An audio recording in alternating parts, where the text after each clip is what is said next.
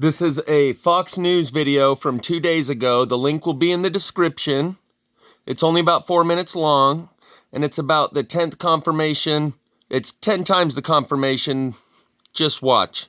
I literally took off work just now and blew off work and told them I got something going on. Can't you have Rex or Mike or someone else take that load? Because one more day that I delay making this video is one less day that you have to acclimate to this reality.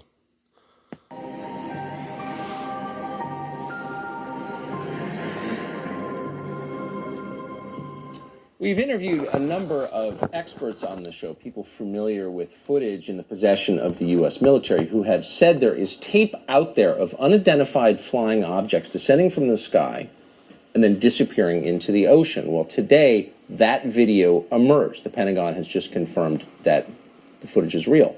You're seeing it now on your screen. It was taken by the Combat Information Center aboard the USS Omaha on July 15th, 2019, off the coast of San Diego. As far as we know, the UFO in question was never recovered. There was no material indicating a crash. It was recovered in 2019. That's only a couple years. This video was taken only a couple of years ago, and the craft was never recovered. There's a lot of key words I'm going to stop and add to for the purposes of enhancing the conversation. And after this, it goes like a real well-paired wine and cheese with the music video, Whatever It Takes by Imagine Dragons. Crash. More than that, we don't know. Tom Rogan is a Washington Examiner columnist, well-versed in the subject. He joins us tonight. Tom, what do you think we're looking at here? Well, I think we may well be looking at a true unknown, which is to say intelligently controlled machinery that is not understood to be in the possession of the United States, China, or Russia, which are the most... He says that again later on in the conversation. They confirm this in triplicate. Not something known to be in the possession of United States, China, or Russia, or the industrialized, technologically advanced countries. Three most advanced countries in terms of military aviation. And so, you know, the video in and of itself is limiting what it can tell us, but I think it speaks to, as the Pentagon itself has admitted, this continuing trend of truly unexplained things coming into the public consciousness more than they have before. If you listen to this with the sound up, you can hear the guys who are monitoring this video in real time gasp when it seems to disappear beneath the waves. So this kind of takes the weather balloon off the table or some meteorological phenomenon off the table. Take a minute to soak that in. He said that you can hear the guys who are taking the video from apparently a submarine or some sort of militarized camera with these crosshairs. You can hear them gasp when the UFO ducks beneath the water. That's key. I mean, clearly we're looking at something that is, as you just put it, being intelligently controlled, and it's going underneath the ocean and then disappearing. I mean, we're sure that this could not be a foreign nation in control. Yeah, that is the... Yes, and that is why you see people like Senator Rubio leaning into the subject. He just confirmed it again. The military Office of Naval Intelligence, which really leads the military effort researching this. There isn't anything that we have, top secret information, about what China or Russia have, or what... He repeats that list. Rubio. Maybe not. Maybe I've just watched this video twice.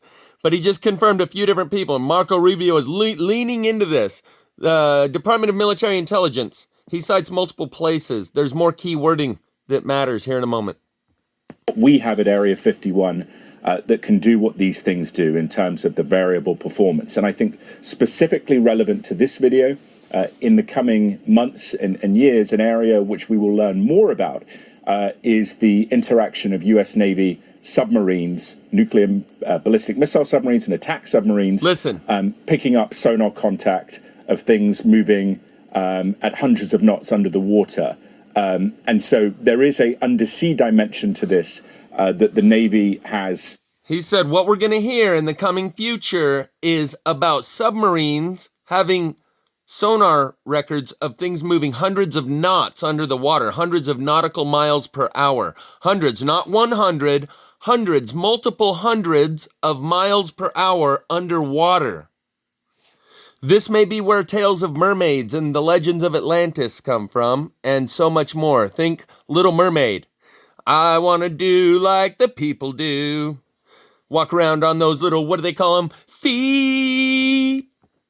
Sort of pushed off to the side as the pilots talk more about their experiences. So there's a lot more to come out, I think, is the best way to put it. Hundreds of knots underwater. I mean, I think all of us can imagine objects moving at incredible speeds in the air, maybe even approaching, right, the speed of light, potentially. But hundreds of knots underwater, I don't think most people can even digest that. And that's been recorded? That's what I've heard from sources, very good sources, and that the Navy has the data. And one of the big things, Tucker, that I think as we move towards this Director of National Intelligence report, and I do know that the various agencies are actually taking that more seriously than people might expect, as is DNI. One of the things we're going to find is that over a period of decades, a lot of the data, a lot of the measurement of these things has been put off as technical aberration or essentially a data malfunction, because they didn't want to really admit that something very serious and special is going on. But they have admitted that multiple times, including making Space Force. Just a month or two ago, the military came out and acknowledged that we have recovered these downed craft, and that the technological advancements that we have made from reverse engineering these craft are going to change our world, but it fell on deaf ears and everyone had to go to work. So they went about their business and acted like they didn't hear what they just heard. And like the saying goes, occasionally men will stumble across the truth, but most of the time they pick themselves up and hurry off as if nothing ever happened, and that's what we all did, including when the Israeli Space Force Defense Minister for 30 years, who is now retiring, came out and said, yes, there is a galactic federation. Trump knows about it. The good news is we've made deals with them to do experiments here. And I believe he also said we have bases on Mars. And Trump never came out and said, well, that guy's kind of getting old, and we'll forgive him for that. He's kind of getting a little batty. No, Trump's silence is deafening, and so is ours as a public. And this is going full throttle. These waves of disclosure are going to continue to get bigger with each one, with a shorter time duration between the waves. That is what happens when waves are coming in before a storm, and this is the calm before the storm, and that is the storm that Trump was referring to when he made that infamous reference. I mean, some of this behavior challenges our understanding of physics, so I think this is going to change a lot of perceptions. Tom, I appreciate it. I hope we'll see you again soon. Did you hear the final word? Challenges our understanding of physics. There went the rug out from under the institution of science, and this means we're no longer top dog here. Whoever's running those things that can do hundreds of knots per hour under the water has defied our understanding and laws of physics in a godlike way.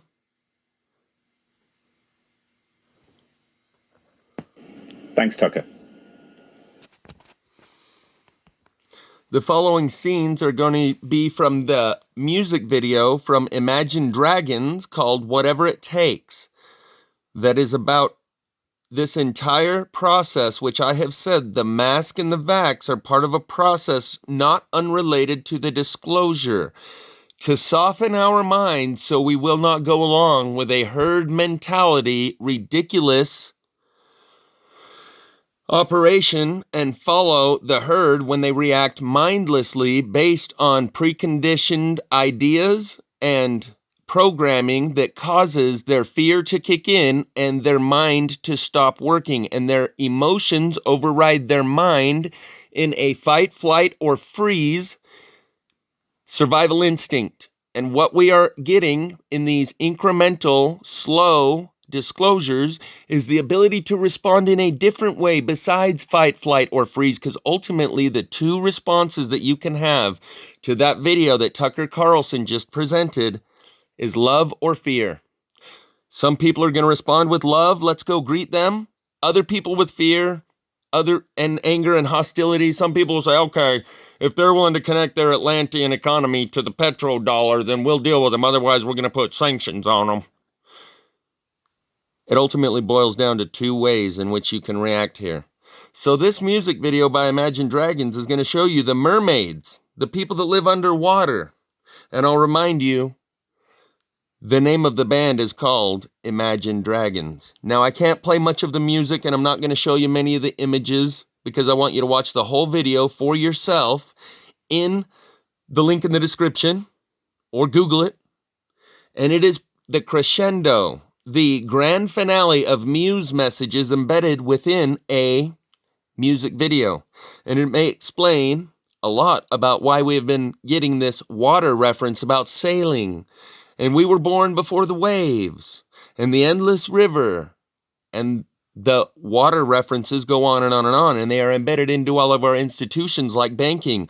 Are you underwater on your loan? Are your assets frozen or liquidated, etc., etc.? You keep your currency within the bank just like a river current is kept in by the banks of the river, etc., etc. So, this is the opening scene as you see him swimming through a doorway in his house, and there's the drum set. And as that scene fades to the next, it shows you these two matchbooks, which they show you again later on in the video. This one has a phone number on it. And it says Mr. QUALO, Colorado. It has a number down here, 80305. I don't know what that means, but this is clearly a phone number. And it shows it again later on. You got the digits. Watch and notice how he's swimming through water, and it shows fire all mixed in with each other in the first scene, and that is key, because it is why we would have to go under the water, because up on the surface, everything's burning. That's what I'm going to show you the storyboard tells in this music video, and so much more. I don't even want to decode it, because it's so full. I want you to be able to receive it without being first tainted by my understanding, so I'm just going to show you a few keys through here and let you watch it in the description. Swimming through water. There's the matchbook, fire.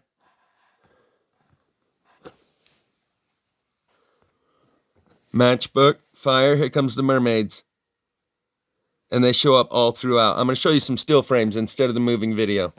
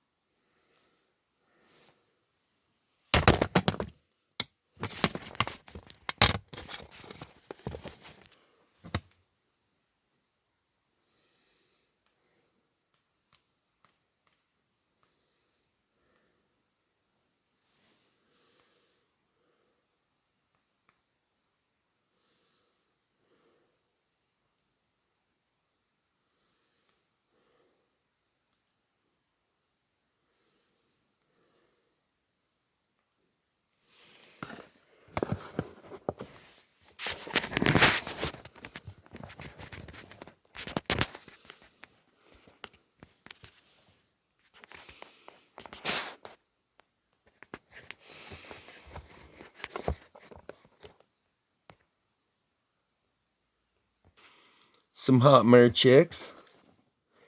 Mad mer chicks. Okay, I might have gotten a little carried away with the pictures of the mer chicks. But you notice the eyes? They look familiar. Don't they? They look familiar, don't they?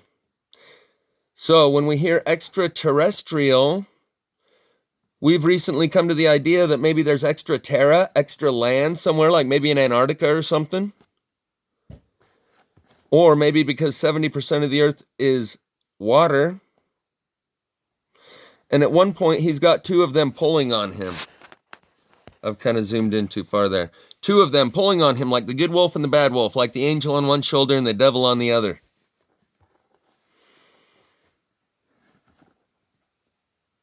I think these are just repeats of basically that same scene.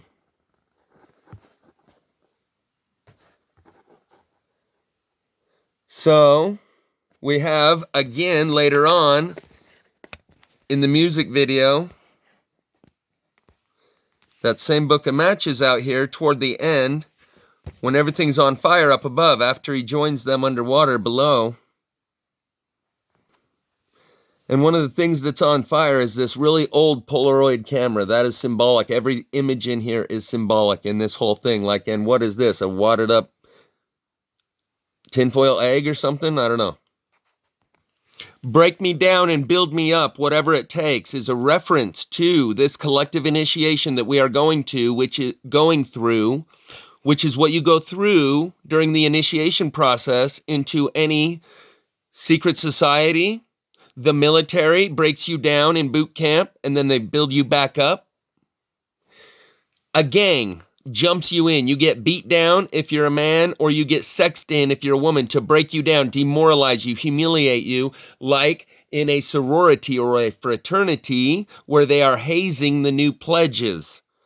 Break me down, build me up, whatever it takes, is referring to this process that we are going through. And when he says, whip, whip, whip me like a racehorse, pull me like a ripcord, that is saying, God, use me as a tool in your hand, hone me in order that I may be more effective tool in your hand, harden me, sharpen me, and that is done through a process of distillation, like steel being pounded and then put into the flame, and then pounded with the sledgehammer again, and then back into the flame, the heat and the pressure applied. Those little sparks you see fly away are the impurities, and it hardens the steel by tempering it and giving it a greater tensile strength. That is what he is referring to throughout this whole song when he says, I'm born for this.